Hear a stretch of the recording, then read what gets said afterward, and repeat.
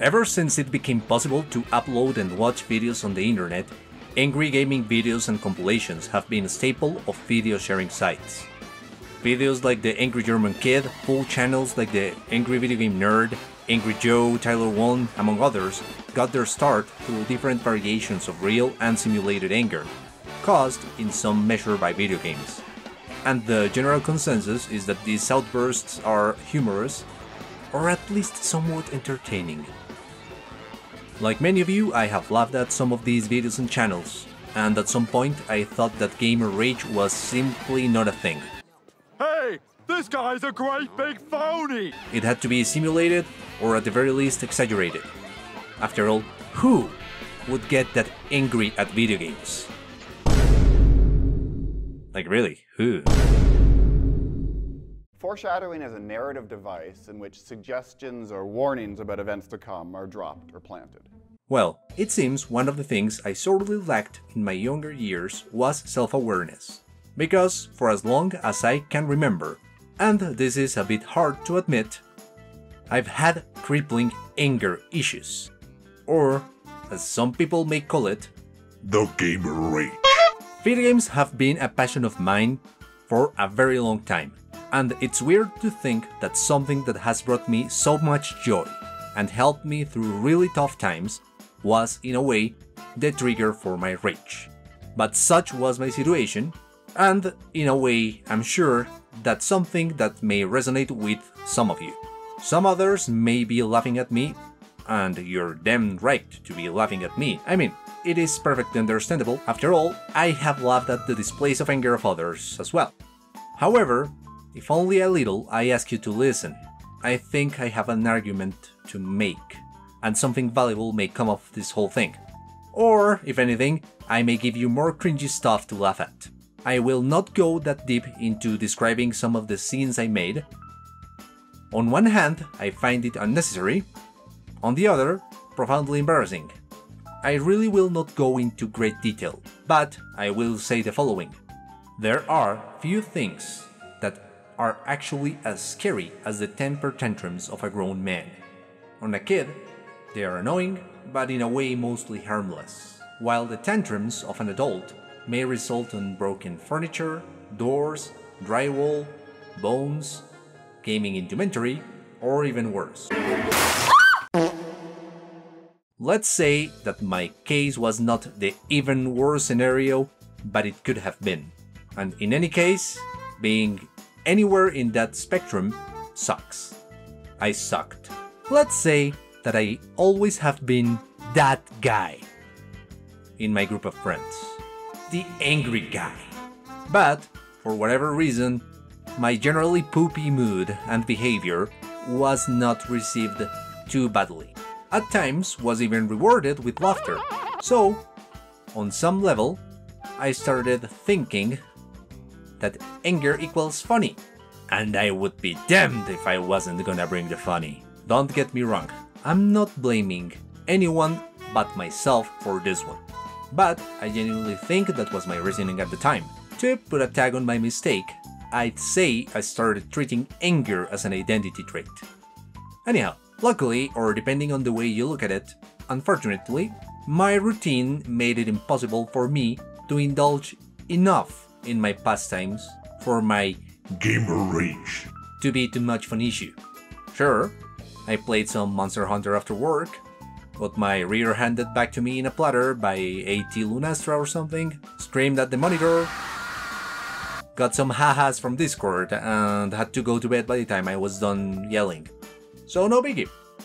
However, all of that was about to change in March of the year 2020.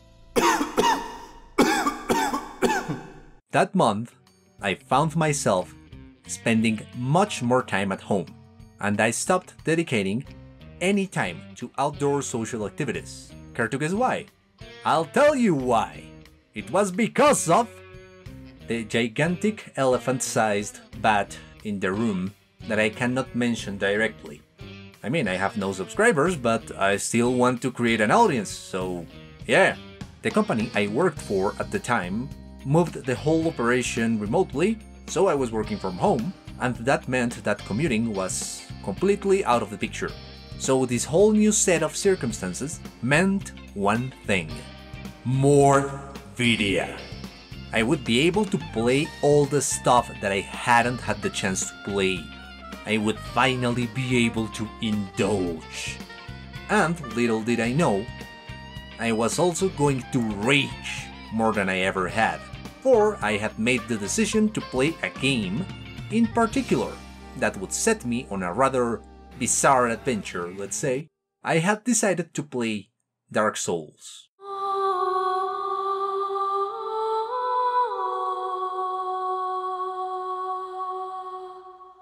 That was the first step on a journey that would start in Lordran, colored by a lot of anger and denial. I'm not in denial, because I'm not in denial. And that would finally reach critical mass on May 2021, with me trying to suppress my furious whining rather unsuccessfully at 2 AM, with a pair of broken headphones in my hands.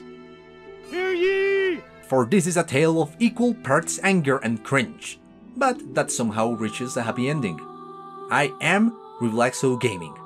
Ironic, I know. And this is Memoirs of a Rager, or How Souls-likes Made Me a Better Man.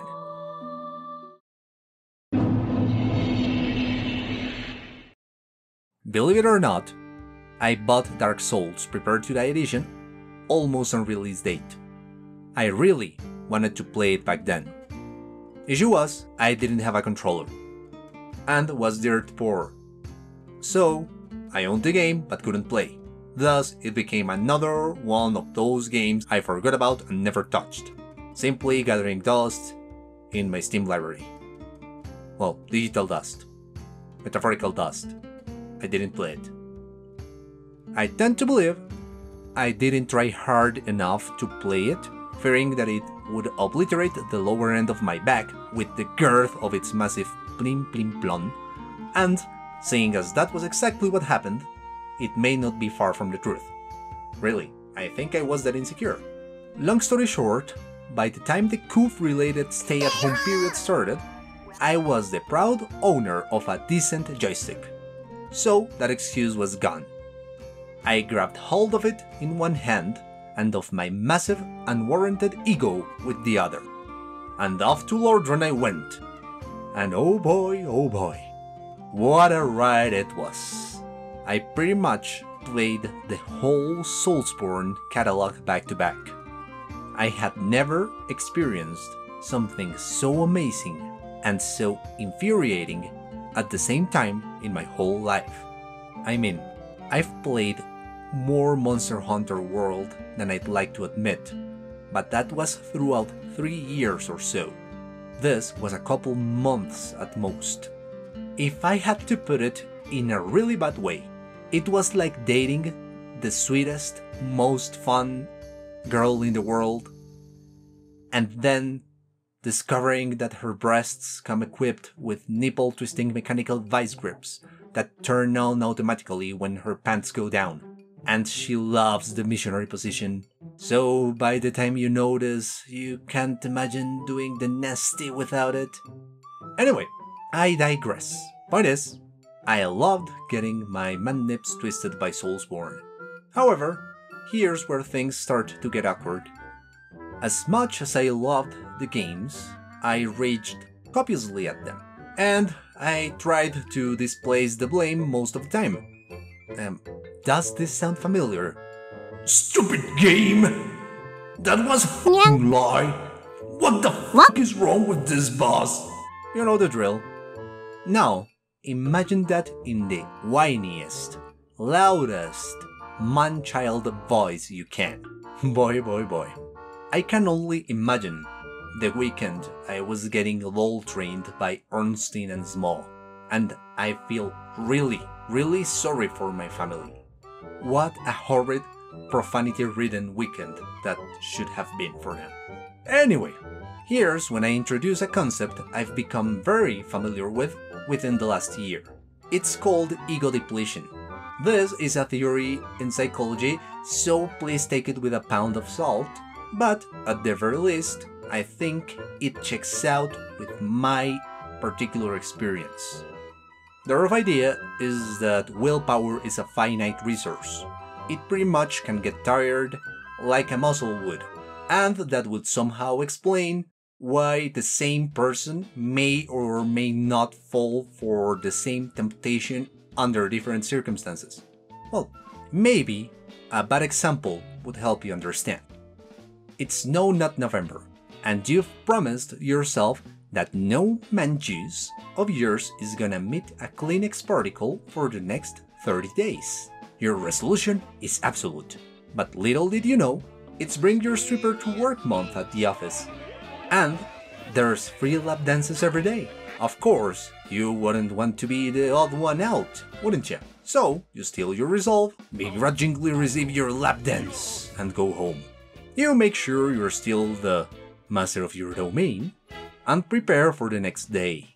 Now, let's imagine this imaginary dude has 100 points of willpower, and that lap dance drained 10 points of his willpower. For the sake of discussion, let's say that he can regenerate 5 points of willpower daily.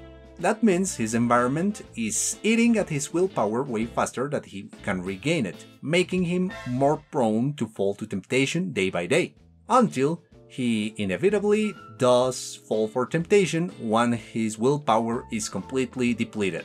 Well, how does this relate to Dark Souls, you may ask? More than you can imagine, because there are a lot of temptations one can fall for while playing these games, only to protect one's ego. Or at least mine. I can only speak from my own experience.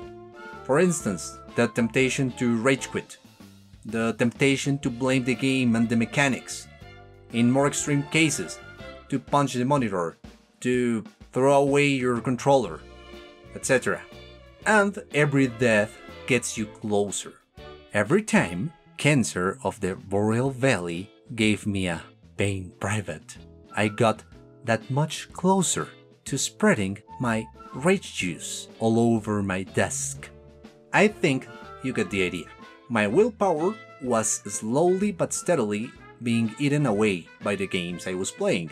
The only issue was, I either had amazing RNG or a huge willpower gauge, because no matter how angry I got, I never rage quit. And by the time I was done with each game, I had gotten good enough to clear them in different difficulties and all that. I even got myself to 100% Dark Souls 3. I know word flags, but okay, old meme, but okay. Not saying that I'm great at them, not even close, but got decent enough to regen the right amount of willpower between games and continue with the cycle of anger. However, the damage was already done. My ego at this point was severely depleted, and I want to believe that the seed of change was planted by then. The realization I arrived at in the end couldn't have occurred without that wonderful series. Bless their mechanical spinning nipple twisting vice grips. Don't get me wrong though, there were times when I could feel my sanity slipping away. Some bosses and zones made me rage beyond what I thought I was capable of. Ornstein's Maw, Calamite, Manus, the goddamn run to Zeralone, the full latter half of Dark Souls 3 featuring the Super Backpack Bros. This spot marks a grave, but you may rest here too, if you like. I hate you! I could really feel I was close to a breakthrough, but was not quite there yet. At some point, I thought I had gotten so angry that it wasn't possible for me to get any angrier, and boy, I was wrong. And with my willpower as dented as it was, I entered the worst period of my gaming life. Anything and everything irritated me. I was quicker to anger than ever before, and I struggled to find a game I didn't rage at. One of the things that brought me the most joy had turned into one of the most dreaded moments of my day. Not only for me, but for those close to me as well. Because with the clarity I have gained in the last month or so, I can now understand how that was negatively affecting my relationships and the people around me. Even the friends who laughed at my gamer moments had had enough. What was funny at first had now become concerning, but I was way beyond listening. If anything, I would have gotten angrier. And it was at this point where we arrived at our next stop. I had somehow managed to play throughout the whole Yakuza series at this time, which didn't give me much of a reason to rage, except for Yakuza 3 in hard, that is. But then, a friend of mine came and told me, "Hey, have you heard of Neo 2? And before you know it, I was feeling the itch again. Come my birthday, another friend had gifted me Neo 2. I don't blame him, I was the one who requested it. And after clearing Yakuza like a dragon, the time had come. The time to face my personal, very angry demons. Looking at it in retrospective, I can tell I was especially angry from the very beginning. Every little setback ended up in either swearing, me hitting something, some sort of toxicity, or the full enlarged combo with a whole lot of each. And it was only beginning. You see, this game has this one creature I found incredibly frustrating to deal with. It's a horned ape armed with a spear. It's called Enki, and I sure as hell didn't know how to handle them. They completely took a number 2 on me any and every time I met them, and were the cause behind many an angry tantrum on my end. And I was naively convinced it couldn't get any worse. Spoiler, it could, and it did. Enter my nemesis. Neo 2 has in its assortment of creatures a very peculiar one. It is a rather Keith Richards looking granny with white hair, horns, bloodshot protruding eyeballs. You know, Keith Richards. And of course, she has 2 very large knives, one in each hand. Meet the Yamanba. Sounds good? Well, the thing is, the devs love ambushing you with them. Oh, you're going down a tight mountain road. Boom! Yamamba out of a hole in the wall. Oh, you're entering an abandoned town. Boom! Time for your evening stuff, Sonny. Oh, you're right about to finish a level. You've exhausted your healing items and simply want to reach the final shrine. Too bad, it's Shank o'clock. I dislike them, I really do. And it was a much more intense emotion back then. I don't know how, but I had somehow managed to advance through a couple of missions to the second zone of the game, which is still fairly early on, but I think it was quite the achievement for a profanity-spouting oligophrenic blob as I was back then. And I reached this scenario that takes place during one of the worst moments in Oda Nobunaga's military campaign, the cruel retreat from Kanegasaki, aptly titled A Way Out. From what I'm told, that day I was particularly on edge, even by my standards at the time. And from what I can remember, I tend to agree. The conditions were set and the perfect storm of crap was brewing. I was going through the level extremely carefully. It felt grueling. I was extremely tense and had been at it for more than an hour. I don't want to spoil, so I won't. But the level has some sections that can be very draining and tough to deal with the first time around. And from what I could tell, I was almost in the last shrine of the level. Needless to say, I was the personification of gamer rage at the time. At some point, whatever shred of consideration I had left in my primal man-child brain motivated me to stop yelling. So, I proceeded to swallow my screams or do my best attempt at it. Anyhow, I reached the point I would never forget. The moment when everything changed. I approached what I didn't know back then was the last stretch to the last shrine of the level. I was determined to not be caught off guard, since I knew the stuff the game tried to pull on the regular. I could see a house on my left, and I immediately suspected something. I tried to see what was inside without pulling aggro, and oh my, there she was, in all her raisin-looking glory. A freaking Yamanba! I was already out of bullets, so I tried to create an angle to shoot without pulling aggro, and I failed. The geriatric thug caught a whiff of me and got extra stabby. I reacted as swiftly and skillfully as you would expect from an emotionally stunted troglodyte, and proceeded to get promptly shanked. I wanted to scream, badly, loudly, to swear, to blame everyone but me for being trash at video games, but I couldn't. So, I swallowed my scream and felt my anger boiling over.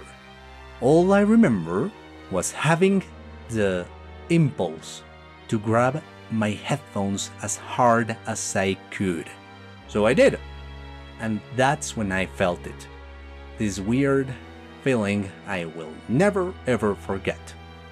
The hinge of the headphone I was grabbing with my left hand gave in. The cable popped, and the whole thing came apart. Here you would say, But it was a pair of headphones. What does it matter? well, here's some context. Those were my Razer Kraken Pro V1. They are not the best headphones in the world, neither the most expensive, but that was the first decent headset I was able to buy. I had way less disposable income at the time. I mean, I had a bit of a crappy job and a lot of expenses, but I somehow had managed to put together the money to buy a good headset. And I mean, it really was good.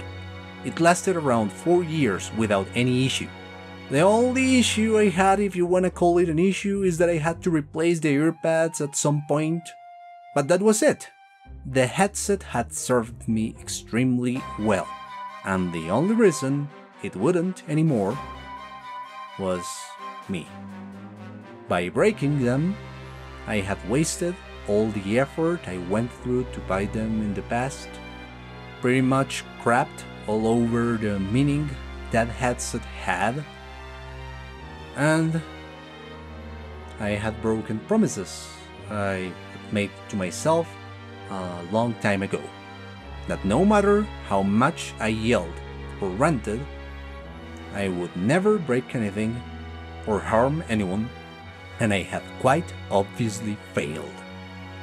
Now, I was alone, at 2 AM, looking at the monitor with a broken headset and an even more broken ego. I promptly turned everything off, put my proverbial tail between my legs, and went to bed. To be, for the first time in a long while, completely alone with my thoughts. While I laid in bed trying to catch a wink of sleep, I started contemplating the chain of events that led me to that point. I tried to go back as far as I could to understand where I had gone wrong. I mean, I've had my fair share of cringe throughout my life, but never had I felt so ashamed. I wanted to cry, to apologize. To whom? I don't know. Probably to my past self for reaching such a disappointing outcome. Why? How? Who? Who am I? What am I? Well, I'll save you the more complicated details. But, deep inside, I actually found an answer. One that I had a really hard time, not long, but hard time accepting. Turns out, video games had become a shelter for my own inadequacies. And, Truth is, I felt extremely inadequate at pretty much everything for as long as I can remember. Let me explain. I was taught from a very early age to have extremely high and rather unrealistic, mind you, expectations of myself in almost every aspect of my life, and I quite obviously wasn't able to reach them, and not being able to reach them led to that permanent feeling of inadequacy, and the one place I could escape was video games. So, what happens when someone as fragile as that is confronted with failure, even inside their one and only shelter? Well, this, apparently. Even now, I have some trouble putting it into words and admitting it, but that's the thick of it. And when the weight of it sank in, I could almost feel a fire being put out. The anger that was there for as long as I can remember disappeared and was replaced by a profound feeling of sadness. The sadness I hadn't allowed myself to feel for the better part of 3 decades. And so, before I noticed, the morrow came. When I got up, I found myself at a junction of sorts. On my left hand, there was the path that led me to accepting that I started playing video games as a cheap way out, an escape from my own failings, and that I kept playing only to keep escaping. It was simply my poison of choice. I didn't pick up the bottle, but grabbed a controller instead. Video games were bad for me, a negative stimulus that I had to get away from and never look back. And on my right hand, well, it was the path where I actually took responsibility and stopped blaming external factors. The problem wasn't video games, I was the problem. Not even a choice, really. So, what do you think happened ever since? Did it lead to lasting change? Well, it's been a bit more than a month since the events of that night, and I can say confidently that I haven't raged. Really, the gamer rage's gone, and my quality of life has improved dramatically. I still can't say for certain that I'm a new man, but every day that goes by without me raging uncontrollably convinces me that it is actually the case.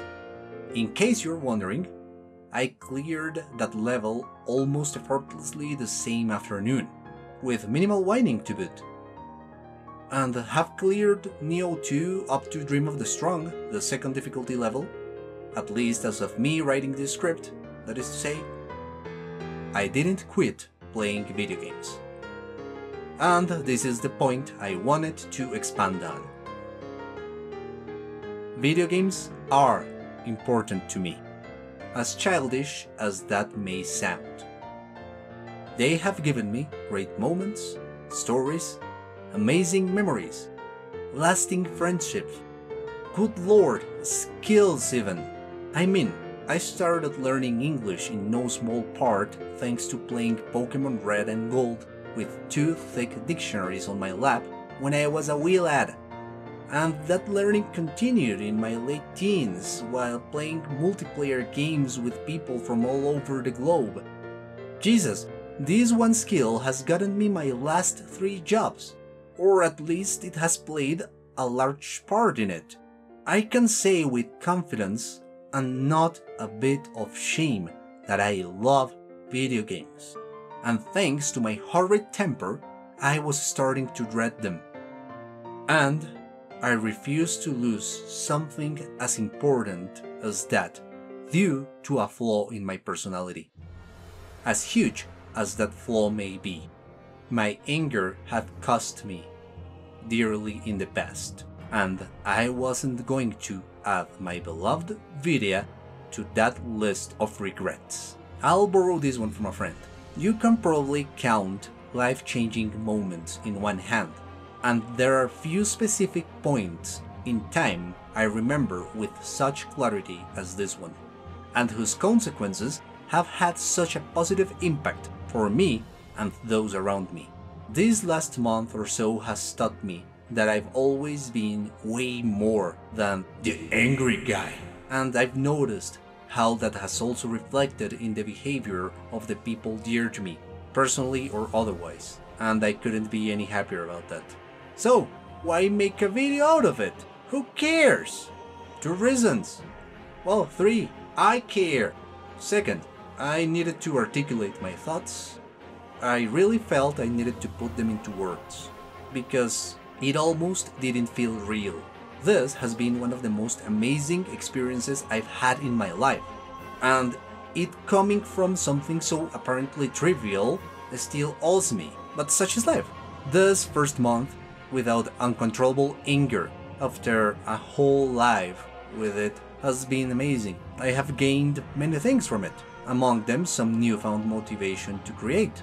So I decided to make something tangible out of it, and this is the result. Third, well, I think my experience may be able to help other people that could be dealing with similar issues, and maybe, just maybe, letting them know that someone out there found a way to becoming a better version of himself through it all.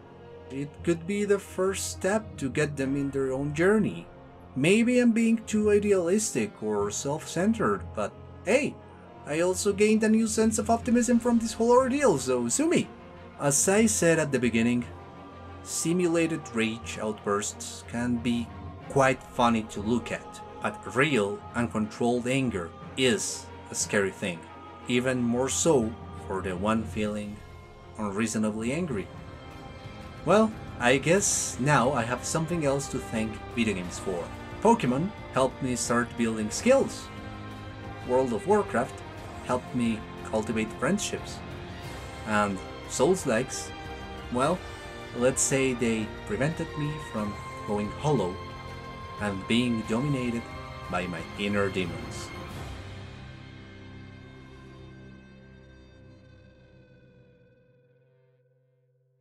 If you somehow watched all the way to the end, thank you.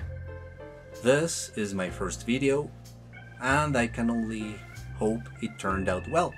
I hope you found it anything in the range from enjoyable to insightful, for whatever reason it may have been.